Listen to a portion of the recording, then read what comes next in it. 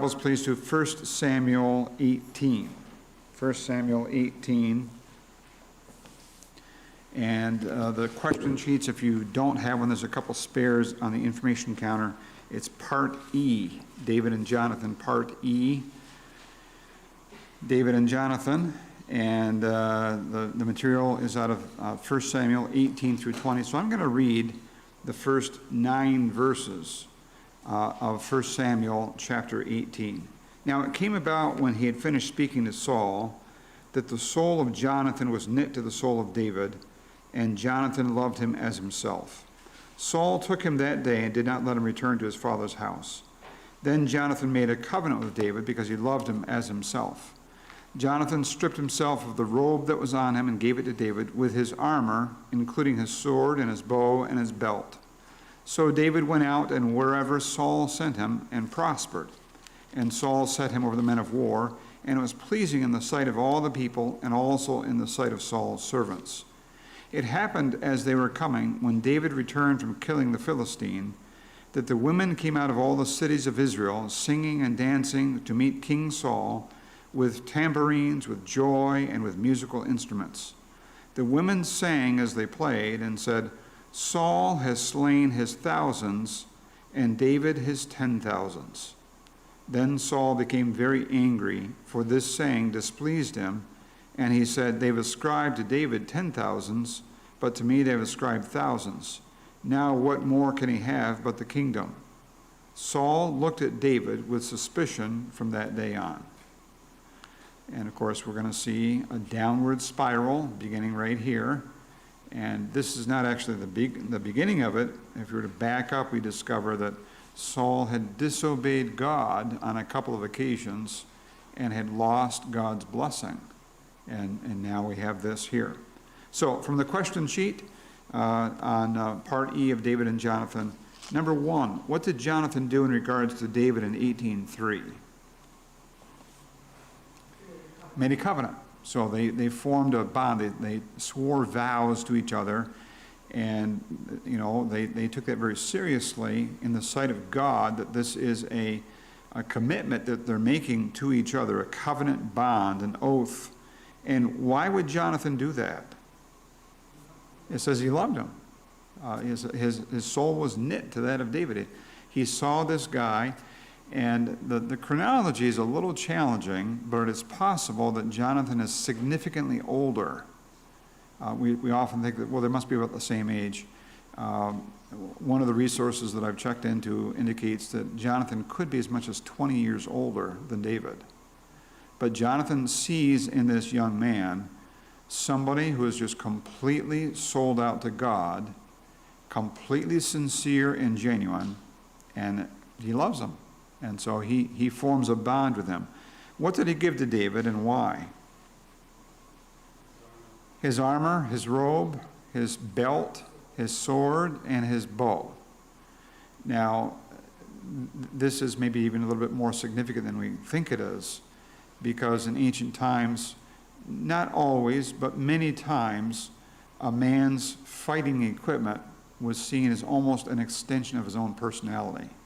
So the sword is his sword, the bow is his bow. And now he's imparting that as a token of their friendship and their covenant bond. And so it's not just, hey, I got some spare boots, you can have them. No, this is his own equipment that he's giving to David, because there's a very deep, immediate bond that they have with each other. Number 2, what position did Saul give to David?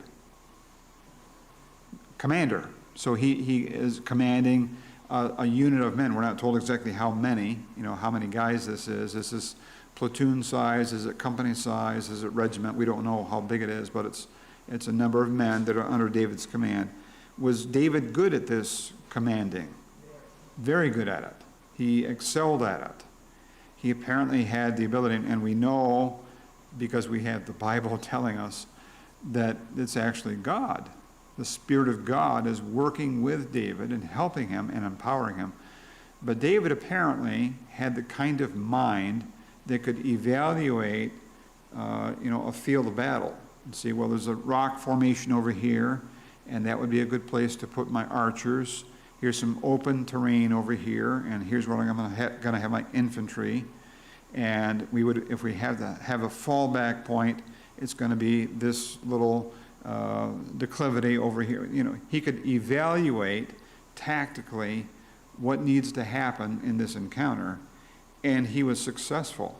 He did it well. He did it very well.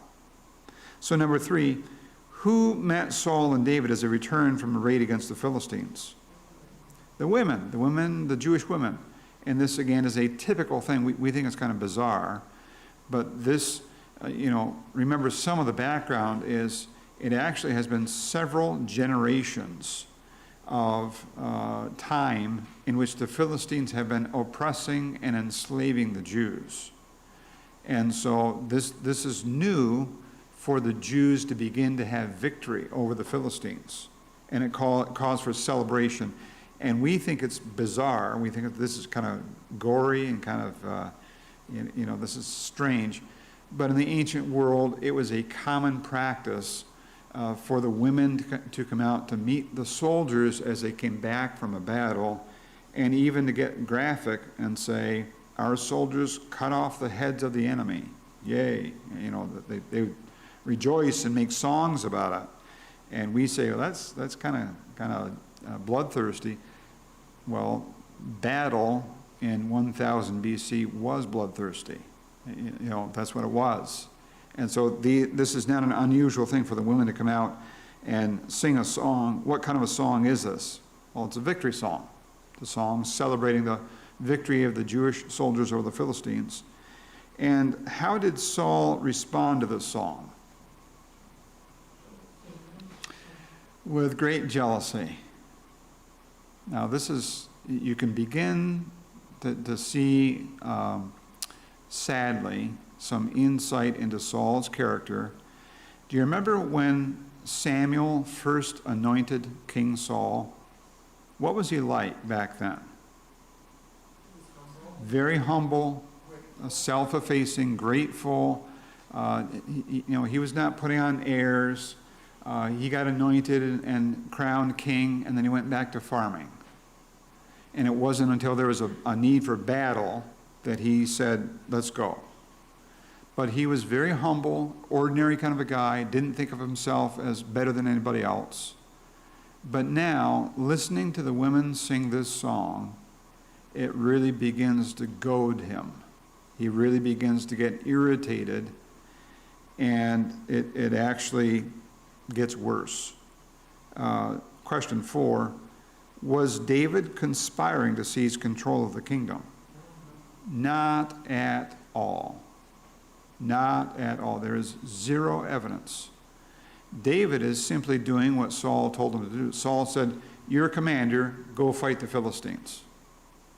And David does, and he's good at it, and he succeeds. He's doing exactly what Saul told him to do, and nothing else. He is not looking to take over. He's not looking to displace Saul. He's actually being a very loyal follower of King Saul. So that is the furthest thing from reality. Now remember in verse 10, in fact, I'm going to read a few more verses starting in 18:10 of 1 Samuel. Now it came about on the next day that an evil spirit from God came mightily upon Saul, and he raved in the midst of the house while David was playing the harp with his hand, as usual, and a spear was in Saul's hand. Saul hurled the spear, for he thought, I will pin David to the wall.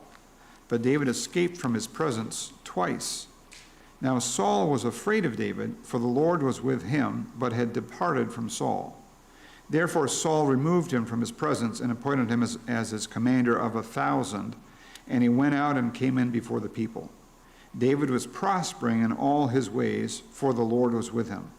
When Saul saw that he was prospering greatly, he dreaded him. But all Israel and Judah loved David, and he went out and came in before them. Then Saul said to David, here is my older daughter Merab. I will give her to you as a wife.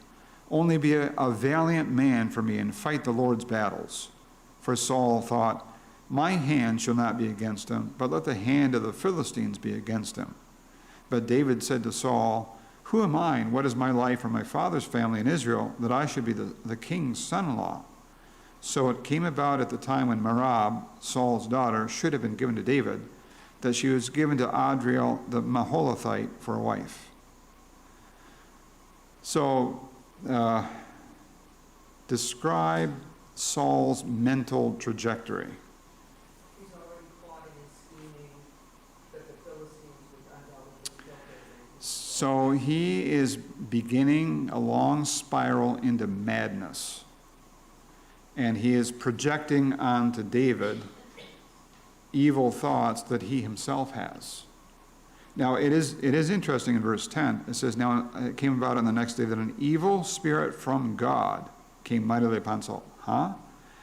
There are two words in Hebrew that could be translated evil. One means wicked, and another means catastrophic or calamitous or chaos. And that's what this is. So there's a spirit of chaos or calamity that is now resting upon Saul. But in fact, he himself has set the stage for it. He himself has caused these events to begin to spiral as they are. Pastor Nate. I was just wondering, because we see a harmful spirit came on him, and what we see is Saul's character, his personality, his ability to reason is disintegrating Yes. over time. And it started with him exchanging the truth of God for a lie, and we actually see that in Romans 1. Absolutely, yeah. So he is becoming less and less rational. He's losing the ability to think logically and thinking, I just have to kill him. And so twice, David is playing the harp for Saul because it soothes him, it calms him down, he likes it. And Saul is just here, and apparently he's stewing. You know, you can almost kind of picture his face getting darker and darker and angry, and he just picks up the spear and throws it at David.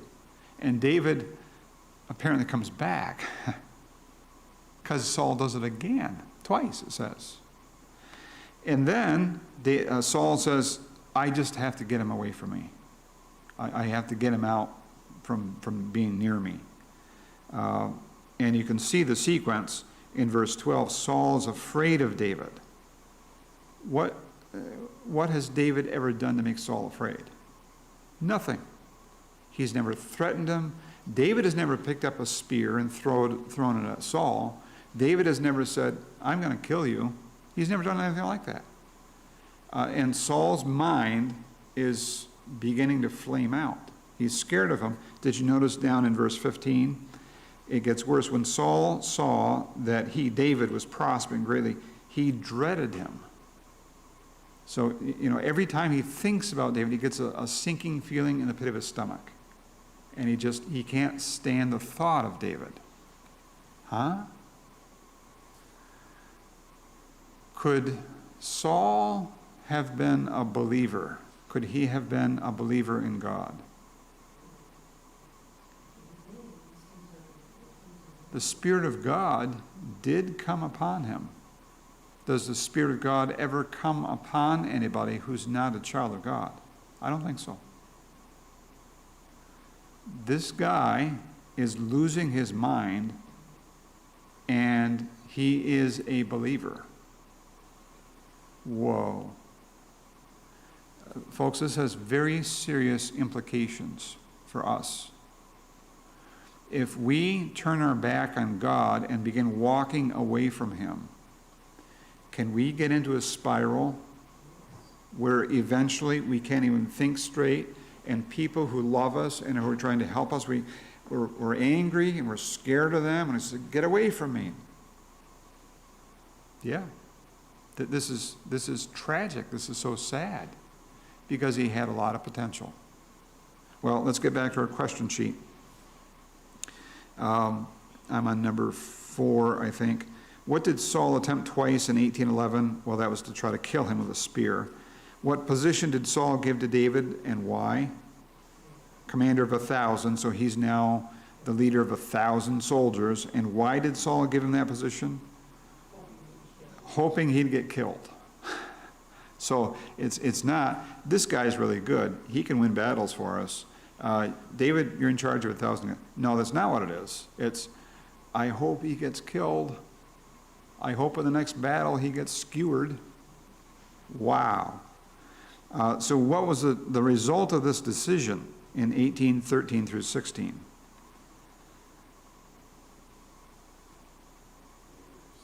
David just keeps on getting better, and he keeps on getting more popular.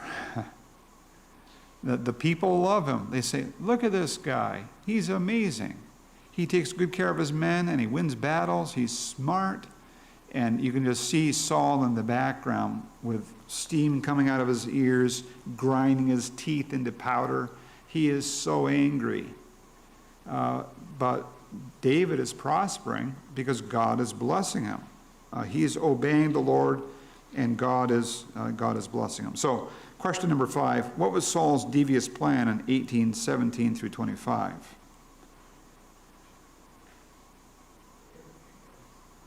Another marriage, and the first one was to Merab, and the second one is to Michal. We haven't read that. Let me read it for you, starting verse 20. Now Michal, Saul's daughter, loved David. When they told Saul the thing was agreeable to him, Saul thought, I will give her to him, that she may become a snare to him, and that the hand of the Philistines may be against him. Just pause there for a moment. Saul is a loving father, and he wants the best for his daughter, right? No, he says, maybe she'll be able to trap him. Maybe he'll fall in love with her, and he'll extend himself too far, and he'll be trying to impress her, and he'll get killed by the Philistines. How is that loving his daughter? Well, it's not. He's now treating his daughter like a tool. She's nothing but a tool for Saul to use in his plans. Wow. Therefore Saul said to David, for a second time you may be my son-in-law today. Then Saul commanded his servants, speak to David secretly, saying, behold, the king delights in you, and all his servants love you. Now therefore become the king's son-in-law. So Saul's servants spoke these words to David, but David said, is it trivial in your sight to become the king's son-in-law, since I am a poor man and lightly esteemed? The servants of Saul reported to him according to these words which David spoke. Saul then said, thus you shall say to David, the king does not desire any dowry except 100 foreskins of the Philistines to take vengeance on the king's enemies. Now Saul planned to make David fall by the hand of the Philistines. When his servants told David these words, it pleased David to become the king's son-in-law. Before the days had expired, David rose up and went, he and his men, struck down 200 men among the Philistines. Then David brought their foreskins. They gave them in full number to the king, that he might become the king's son-in-law. So Saul gave him Michal, his daughter, for a wife. So Saul's entire ploy here has nothing to do with, I think my daughter would make a great match for David. It has nothing to do with he loves his daughter. It has nothing to do with he thinks highly of David. This is all a ploy and a plot to get David killed. Talk about devious and wicked. Wow. So, what conclusion does Saul reach in 18:28 and 29? I didn't read it, but it says, then Saul was even more afraid of David.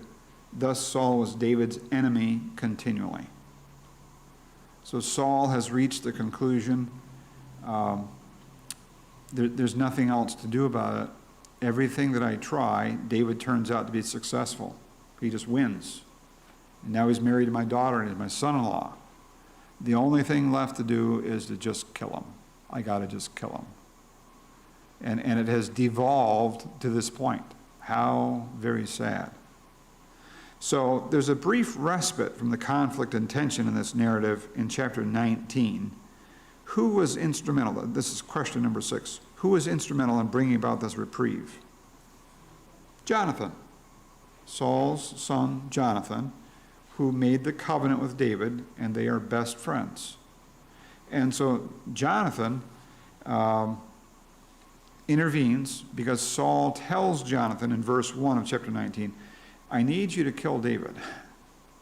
And Jonathan Saul's son, greatly delighted in David. Verse 2, Jonathan told David, saying, Saul, my father, is seeking to put you to death. Now therefore, please be on guard. In the morning, stay in a secret place and hide yourself. I will go out and stand beside my father in the field where you are, and I'll speak with my father about you. If I find out anything, then I will tell you. So, verse 4, Jonathan talks to his dad about David and says, he's a great guy. I don't know why you're so upset with him. He's never done anything to hurt you. He has not sinned against you. His deeds have been very beneficial to you. He kills the Philistines. He's a great commander. He married my sister, your daughter, Michal. Verse 5, he killed Goliath, and so on. And in verse 6, Saul listened to the voice of Jonathan, and Saul vowed, as the Lord lives, he shall not be put to death. He seems to have a change of mind. But this is just really another symptom of his problem. He's unstable. He waffles. He changes his mind. No, I'm not going to kill him. He's a good guy. You're right. Why am I upset at him? But it doesn't stay that way. Number 7, we have a scene from David's own house in chapter 19, verses 11 to 17. Who took the initiative in saving David's life in verses 11 and 12? His wife, Michal. She apparently found out that her father was sending agents to kill David. And she said, you have to get out. You have to get out now. And I will try to protect and delay, but you have to leave the house because they're coming for you. So there's an interesting and perhaps shocking statement in verse 13. What is it? There's a household idol in David and Michal's house. Now, this comes as a shock to us, but be reminded that a perpetual issue for the Jews for hundreds and hundreds of years was the worship of Jehovah, but mixed in with it were other secondary gods, idolatry. Your favorite god that you would pray to in case of thunderstorm or whatever. And that was part of the heritage of Canaan, and the Jews had adopted some of that. And so there is a household idol. She takes it, puts it under the covers, makes it look like David's head. And then when the agents show up, she says, no, he's sick.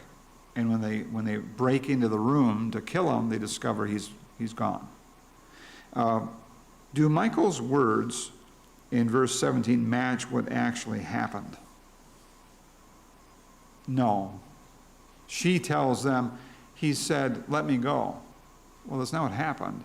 She said to him, you have to go. So she kind of flipped it around to protect herself, perhaps, from her own father. So she kind of changed how things happened, probably trying to protect herself. Number 8, where did David run? To Samuel, Ramah, in Samuel's home at Ramah. And he told everything that was going on with Saul to Samuel. And who is sent to kill David? Saul's men, messengers. These are the agents. They're trying to track him down because they have orders. They've got a hit on him, and he's supposed to be eliminated. And so they track him down. And as they get close, what happened to them? So they began to prophesy. God can step in this kind of a way and take over somebody's mind and make them do something else. And so they began to prophesy, and they just can't get close to him. So then Saul says, I'll have to do this myself. And he goes, what happened to Saul? Same thing. And it's kind of strange, he takes his clothes off and lies down and prophesies, and that becomes the source of a proverb in Israel. Is Saul also among the prophets? A highly unlikely thing. But again, God can do that. God has the right and the capability to step in and take over somebody's mind and body if he wants to. He doesn't usually do that, but he has the right to do that if he so chooses. Number 9, in chapter 20, David ran from Naioth to visit whom? Jonathan. And what did he say to him? What have I done? What's my iniquity? How did I sin? What did I do to your dad? I don't understand this. Why is he trying to kill me? Tell me what I've done, and I'll confess it. I'll agree with you. But David is saying, as far as I know, I have not sinned against your father. Number 10, what plan did David and Jonathan make to try to figure out Saul's intentions? So Jonathan's going to try to pry out of Saul what he's planning on doing with David, and then get word to David through a code so that David would know what is going on. Question number 11, was Jonathan trustworthy? Absolutely, 100%. That friendship is absolutely solid. They're very committed to each other. What sort of a relationship did Jonathan have with David? Love and loyalty. Kind of almost the paragon of what a friendship should be. Did Jonathan want to succeed his father as king? He apparently had insight that Saul's days are numbered and that David had been planned by God to be the next king, because he says so. He makes it very clear that you, David, are the next king. Number 12, how did Jonathan plan to communicate with David in verses 18 through 22? This is where he's going to shoot the arrows on one side or the other, or too far, and that would communicate with David what the status is with Saul. Number 13, what did Jonathan learn about his father's thinking towards David? Hated him, feared him, is dead set against him, is trying to kill you. So, what was Saul's response towards Jonathan? Tried to kill Jonathan too. Can you see how far gone his mind is? He has really spiraled down. Number 14, on the next day, what did Jonathan say to the boy who's fighting his arrows? Yeah, is it not farther? It's beyond you. And that's a signal, of course. Now, it's always been curious to me, after the signal, David is supposed to just leave. But I think what happens next, because Jonathan comes out and they meet and they embrace, and then they have to break up. I think it was just simply, I can't bear to have him go without saying goodbye. So even though there had been a code established, if I say to my servant boy, the arrow's farther, go farther, that's the signal, you have to run. You're not safe anymore, you got to get out. But after he says that, he says to the boy, here, take my arrows and my bow, go inside, I'll be behind you. And then he goes out to the rock and he meets David. So Saul is trying to kill David, and it's not safe. You got to run. Number 15, what did Jonathan say to David when they met? And that next line on the question sheet is inaccurate. There's one more time when Jonathan went to find David. It's in 1 Samuel 23:16. He was in the wilderness of Horesh, I think. Jonathan figured out where he was, and he went out and says he encouraged him. Jonathan found David one more time before Jonathan was killed in battle, and met with him and encouraged him. So what did Jonathan say to David when they met? Yep. May the Lord be with you. And he reiterates the covenant, and he says this is how it's going to be. And he also says, I'm asking you to take care of my family after I'm gone. So Jonathan has David swear a vow that David will not kill his descendants. Why would that be an issue? So when a dynasty, a king's line, gets pushed off the throne, the new guy who's not from that line, sometimes even if he is from the line, when he sits down on the throne, quite often the first thing that he does is to kill all the other people who could be seen as inheriting the throne. Any other descendants of the last king, you kill them so that there's nobody from that line who can make a claim. That's ordinary practice. You can find it in the Bible in quite a few places. But Jonathan is asking David, please look after my family after I'm gone. So this is a permanent covenant that Jonathan and David are making with each other. Incidentally, did David keep it? Do you remember? Mephibosheth. And I find that one of the most touching stories in all of David's life. That David went looking for anybody who was from Jonathan's line and brought him to the court and said, you're part of my family now. So, yep. Any other questions or comments? Take your prayer bulletins, please, and let